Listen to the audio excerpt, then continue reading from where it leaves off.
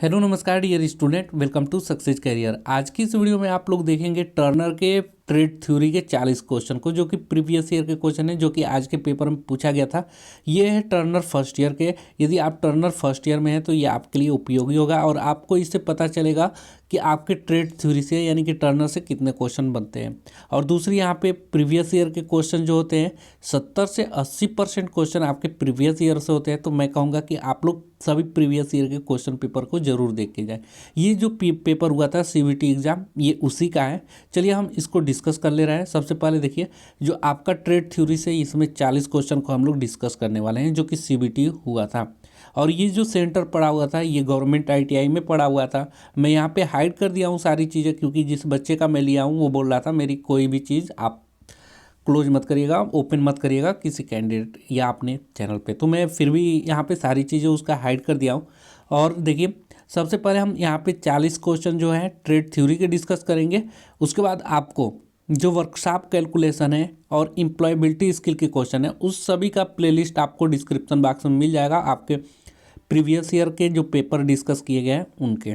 तो आप description box में जाकर सभी वीडियो को सीरियल वाइज देख लीजिएगा, क्योंकि मेरा जो एक्सपीरियंस है 70 से 80% आपके प्रीवियस ईयर के क्वेश्चन ही आते हैं। तो आप लोग सभी वीडियो को ज़रूर देख के जाएँ यदि आपका एग्ज़ाम है, क्योंकि रिपीट क्वेश्चन बहुत ज़्यादा होते हैं। जो भी प्रीवियस ईयर के क्वेश्चन ना, ये बहुत ज़्यादा रिपीट किए जाते हैं। चलिए हम पहले क्वेश्चन से स्टार्ट करते हैं आप लोग का, और जो भी आप लोग का आंसर पता होगा वो कमेंट बॉक्स में बताते जाइएगा। चलिए हम पहले क्वेश्चन से स्टार्ट करते हैं। पहला क्वेश्चन दिया हुआ है, which mechanism is also called as reversing gear unit. किस तंत्र को प्रतिवर्ती गियर इकाई भी कहा जाता है? तो प्रतिवर्ती गियर इकाई किसको कहते हैं? तो टम्बलर गियर जो होता है इसी को हम लोग प्रतिवर्ती गियर या रिवर्सिंग गियर यूनिट कहते हैं। आगे का क्वेश्चन देखते हैं, 2 नंबर। दूसरा नंबर का क्वेश्चन देखिए, दिया है कि what is the name of centre accommodate in the main spindle sleeve. मुख्य स्पिंडल की स्लीव में धारित किए जाने वाले केंद्र का नाम क्या है? तो धारित किए जाने वाले केंद्र का नाम क्या होता है? तो लाइव सेंटर इसका नाम होता है। अगला जो पिक्चर में दिखाया गया है, इस पिक्चर में दिखाए गए सहायक उपकरण का नाम क्या है? Name the lathe accessories shown. तो इसको क्या बोला जाता है? इसे बोला जाता है फिक्स स्टडी। क्या बोला जाता है? फिक्स स्टडी ना। आगे का क्वेश्चन देखते हैं, चौथे नंबर का क्वेश्चन है, what is the name of center with carbide tip is braze into an ordinary steel shank. ठीक है, उस कार्बिड का नाम बताइए जिसे ऑर्डिनरी स्टील सैंक पे ब्रेज कर दिया जाता है। साधारण इस्पात सैंक में कार्बाइड टिप ब्रेज किए हुए केंद्र का नाम क्या होता है? तो उसका नाम होता है tipped centre. Correct answer C हो जाएगा। देखिए, पीडीएफ के लिए आपको टेलीग्राम चैनल का लिंक मैं डिस्क्रिप्शन बॉक्स में दे दूंगा, या आप टेलीग्राम चैनल पे सक्सेस करियर सर्च कर सकते हैं। सक्सेस करियर आप सर्च करेंगे तो आपको ये मिल जाएगा, या लिंक पर क्लिक करके आप डायरेक्ट टेलीग्राम चैनल पे जा सकते हैं, वहीं से आपको सारी पीडीएफ मिल जाएंगी। चलिए आगे का क्वेश्चन डिस्कस करते हैं 5वें नंबर पे। 5वें नंबर का क्वेश्चन है, what is the purpose of back gear unit in cone pulley head stock of a lathe. Lathe के कौन पुली हेड स्टॉक की बैक गियर यूनिट का उद्देश्य क्या होता है? तो बैक गियर यूनिट का जो उद्देश्य है वो क्या होता है लेथ के कौन पुली हेड स्टॉक का? तो वो होता है to get reduce spindle speed, यानी कि स्पिंडल की स्पीड है उसको कम करने के लिए हम लोग क्या करते हैं, लेथ के कौन पुली हेड स्टॉक की बैक गियर यूनिट का प्रयोग करते हैं। उसका उद्देश्य यही होता है कि स्पीड क्या कर दे, स्पिंडल स्पीड कम कर दे। अगला क्वेश्चन देखते हैं, दिया है what is standard colour code use for identify the bin for the metal waste material. अब देखिए, आप लोग वर्कशॉप में आप लोगों को बताया जाता है कि जो भी मेटल के वेस्ट मटेरियल होते हैं उसको, जो डस्टबिन होता है उसे किस कोड से डिनोट करते हैं। तो जो डस्टबिन होता है ना, जिसमें वेस्ट मटेरियल रखा जाता है, मेटल का वेस्ट मटेरियल रखा जाता है, उसका जो कलर होता है वो रेड कलर का होता है। ठीक है, आगे का क्वेश्चन देखेंगे, 7 नंबर दिया है, which portion of a hammer head is not hardened और लेफ्ट शाफ्ट। हथौड़े के कौन से भाग को कठोरीकृत नहीं किया जाता है अथवा नर्म छोड़ दिया जाता है? तो हथौड़े का जो स्टिक वाली पार्ट है ना, उसे नर्म छोड़ दिया जाता है, उसे कठोरीकृत नहीं किया जा सकता। अगला क्वेश्चन देखिए, ये बेंच वाइज से, what is the name of part mark as X. इस एक्स जिससे जो डिनोट है इसका नाम क्या है? तो इसका नाम है मूवेबल जबड़ा। जबकि ये वाला जो जबड़ा होता है ये अचल जबड़ा होता है, ठीक है, स्थिर जबड़ा होता है। ये चल जबड़ा होता है, ये स्थिर जबड़ा होता है। तो ये याद रखिएगा, ऐसे क्वेश्चन आपसे बनते हैं बहुत ज़्यादा एग्जाम में। सभी क्वेश्चन आप लोग बिल्कुल कंठस्थ करके जाएं, क्योंकि आपका 70 से 80% आपका क्वेश्चन प्रीवियस ईयर से ही आते हैं। तो अगला क्वेश्चन 9 नंबर का देखिए, दिया है what is the name of part x. इसमें जो एक्स डिनोट किया गया है इसका नाम क्या है? तो इसका नाम है गाइड प्लेट। इसका नाम क्या है? Guide plate. करेक्ट आंसर क्या हो जाएगा? बी हो जाएगा। नेक्स्ट क्वेश्चन 10th नंबर का देखिए, दिया है which angle determine the rank angle at the cutting edge of the twist drill. कौन सा कोण किसी ट्विस्ट ड्रिल में कर्तनधार पर रेक कोण को व्यक्त करता है? तो किसको व्यक्त करता है? हेलिक्स एंगल को व्यक्त करता है। कर्तनधार किस रेक कोण को व्यक्त करता है? हेलिक्स एंगल को। आगे का क्वेश्चन 11 नंबर देखेंगे, विच type of vice is use for marking of A small job on the surface plate. ठीक है, सरफेस प्लेट पर छोटे कार्यों के अंकन यानी कि मार्क लगाने के लिए किस वाइस का प्रयोग करते हैं? ठीक है, सरफेस प्लेट है, उस पर छोटा जाब है, उस पर मार्किंग करने के लिए किसका इस्तेमाल करेंगे? तो इस्तेमाल में लाया जाता है tool makers vice. Tool maker vice जो होता है उसका प्रयोग में हम लोग लाते हैं। नेक्स्ट क्वेश्चन देखेंगे, दिया हुआ है what is the name of type of tool. औजार के इस प्रकार का नाम क्या है? ये जो औजार दिया गया है इसका नाम क्या है? तो ये देखिए, ये जो है wide nose square turning tool है। Wide nose square turning tool है, यानी कि करेक्ट आंसर क्या हो जाएगा इसका? चौड़ी नाक वर्ग खराद औजार है। डी इसका करेक्ट आंसर हो जाएगा। अगला क्वेश्चन देखेंगे 30 नंबर, दिया which among the tool material belong to non metallic tool material. इसमें से कौन सी टूल मटेरियल जो है वो नॉन मेटेलिक होता है, यानी कि अधातु होता है। निम्न में से कौन सी औजार सामग्री अधातु औजार सामग्री की बना होता है? तो देखिए, मैं यहाँ पे ऑप्शन से डिस्कस करता हूँ। हाई स्पीड स्टील ये मेटलिक होता है। कार्बाइड ये भी मेटलिक होता है। सेटेलाइट ये भी मेटलिक होता है। जबकि सिरेमिक जो होता है ये नॉन मेटलिक है, अधातु है। तो करेक्ट आंसर क्या हो जाएगा? डी हो जाएगा इसका। आगे का क्वेश्चन देखेंगे 14 नंबर, दिया है which material is use in manufacture of a anvil for outside micrometer. देखिए, आउटसाइड माइक्रोमीटर की जो एनविल होता है वो किसका बना होता है? ये कहने का मतलब है जो बाह्य माइक्रोमीटर की जो एनविल होता है ना, निहाई होता है, निहाई का जो निर्माण होता है किस धातु का प्रयोग करते हैं? तो हम लोग जो उसमें प्रयोग में लाते हैं एलॉय स्टील यानी कि मिश्र इस्पात प्रयोग में लाते हैं। आगे का क्वेश्चन देखिए, दिया है what is the name of lubrication method. ये जो लुब्रिकेशन मेथड है इस नयन पद्धति का क्या नाम है?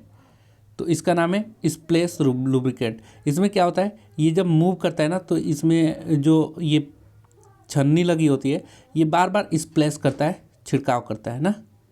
तो यहाँ पे करेक्ट आंसर क्या हो जाएगा? जो लुब्रिकेशन मेथड इस्तेमाल किया जाता है स्प्लेश लुब्रिकेशन मेथड का इस्तेमाल किया जाता है ना। आगे का क्वेश्चन देखेंगे 16 नंबर, दिया what is the name of lubricator. ये जो लुब्रिकेटर है ये इसका नाम क्या है?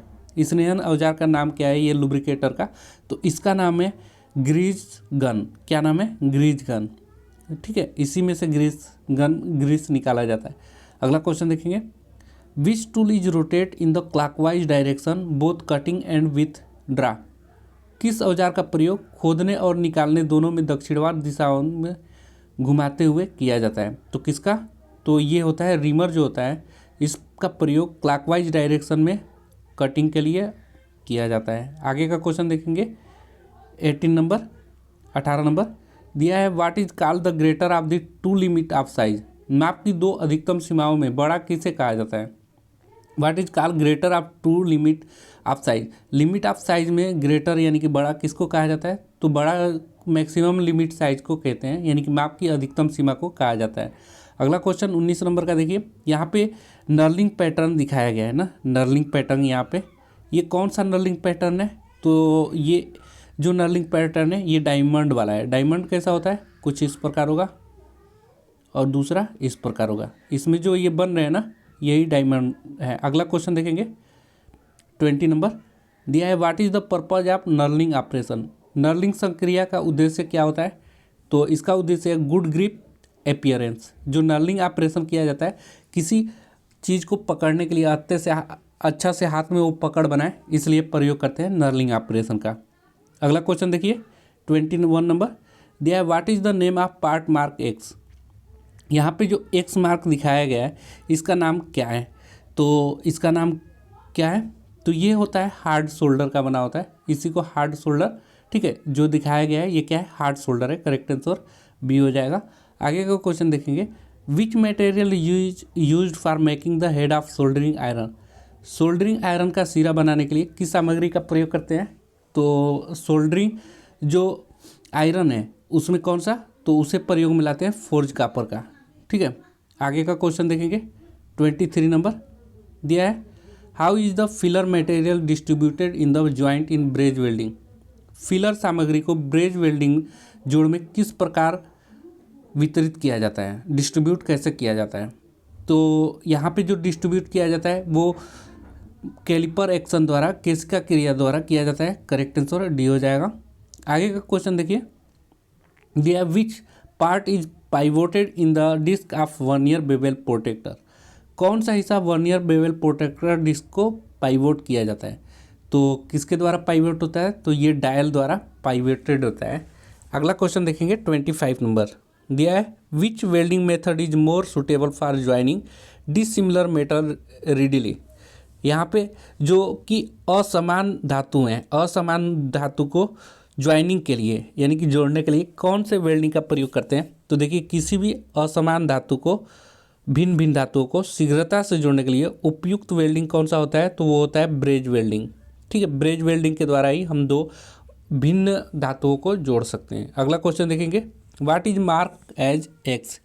यहाँ पे जो एक्स दिखाया गया है इसे क्या बोलते हैं, तो देखिए यहाँ पे जो एक्स दिखाया गया है इसे बोलते हैं लीड स्क्रू, जो कि लेथ मशीन में लगा होता है, लीड स्क्रू, इसको क्या बोलेंगे, लीड स्क्रू। अगला क्वेश्चन देखेंगे 27 number, which thread is use for general purpose fastening. सामान्य फास्टनिंग कार्य के लिए किस चूड़ी का प्रयोग करते हैं, तो वो चूड़ी BSW का प्रयोग करते हैं, ठीक है। आगे का क्वेश्चन देखेंगे 28 नंबर दिया है, what is the name of part mark as X in the height gauge shown.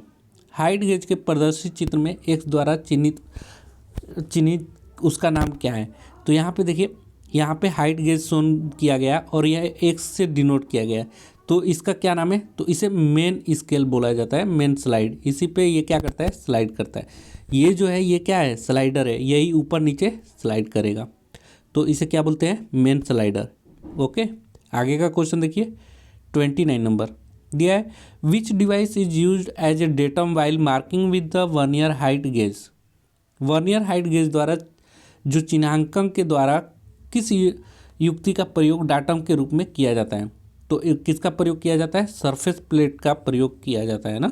आगे का क्वेश्चन 30 नंबर देखेंगे, दिया है which diameter is maintain in a job for making threads by rolling. Rolling द्वारा चूड़ी निर्माण में कार्य के किस व्यास को बनाए रखा जाता है, तो किस व्यास को बनाए रखता है रोलिंग द्वारा, तो इसे बनाए रखना चाहिए हमें, पिच डायमीटर को बनाए रखना चाहिए रोलिंग द्वारा किसी चूड़ी को कार्य करते वक्त, उसकी जो व्यास है। अगला क्वेश्चन देखेंगे, दिया which term are need to calculate tool life index. Tool life index जो है कैलकुलेट करने के लिए कौन से टर्म की आवश्यकता होती है।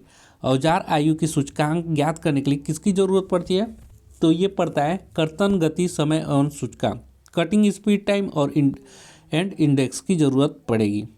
नेक्स्ट क्वेश्चन देखेंगे, how many unnumbered division on the British chasing dial. जो ब्रिटिश चेजिंग डायल होता है उस पर कितने अननंबर डिवीजन होते हैं, ठीक है। ब्रिटिश थ्रेड चेजिंग डायल में बिना अंकों वाले कितने विभाजन होते हैं, तो ये टोटल 4 विभाजन होते हैं। अगला क्वेश्चन देखेंगे 33 नंबर दिया, what is the minor diameter of trapezoidal square thread TR40 × 7 depth clearance of 0.01 mm। Trapezoidal वर्ग धारा TR40 × 7 गहराई 0.01 मिलीमीटर, निकासी का मामूली व्यास क्या होगा, तो ये मामूली व्यास आप लोग कैलकुलेट करेंगे तो 32.98 आएगा। अगला क्वेश्चन देखेंगे, दिया which type of thread is use in screw jack spindle. Screw jack के स्पिंडल में किस प्रकार की चूड़ी प्रयोग की जाती है, तो स्क्रू जैक में स्क्वायर टाइप का स्क्रू थ्रेड प्रयोग की जाती है। अगला क्वेश्चन देखेंगे, कौन से सूत्र से बट्रेस चूड़ी के क्रेस्ट की चौड़ाई ज्ञात करते हैं। Which formula is use to find crest width of buttress thread. तो इसका करेक्ट आंसर क्या हो जाएगा 0.125 इंटू पिच। इससे मल्टीप्लाई करेंगे तो हमारा क्या निकल कर आएगा क्रेस्ट विथ किसका बटरेस थ्रेड का। अगला क्वेश्चन देखेंगे what does BIS stand for. BIS का फुल फॉर्म क्या होता है तो आपको याद होना चाहिए।